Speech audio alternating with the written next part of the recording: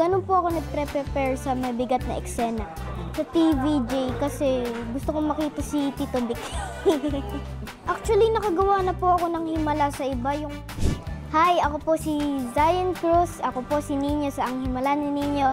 At ito po ang aking Fast Five.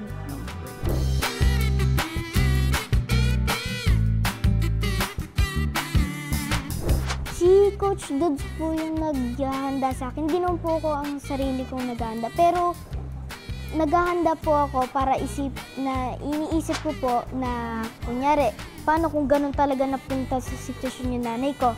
Paano kung nalunod nga yung nanay ko? Paano kung namatay siya?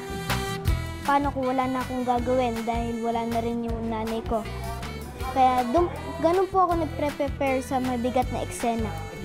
Yung dream destination ko po is mapunta sa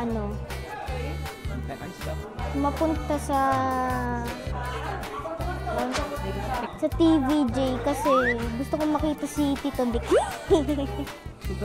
Kahapon po kasi late na ako nakatulog. Bakit late ka nakatulog? Marami po kami kasing eksena kahapon, mga 15. Dami po. Bakit? Actually, nakagawa na po ako ng himala sa iba. Yung nagpakain po kami ng maraming tao. Nakasakay po kami sa kotse, nag-prepare po kami ng maraming food. Tapos nagpamigay po kami ng food. Kaya, ayun. Kasi po yung mga iba, wala na po sila nakakain. Tatay ko. Ano kasi, mabait yung papa ko. Maano pa siya, matulungin. Tapos,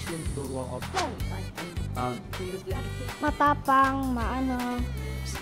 Ayan, marami pang iba. Hello po mga kapatid, ako po si Zion Cruz as Nino. Panoorin niyo po ang Himala ni Nino dito lang sa TV5.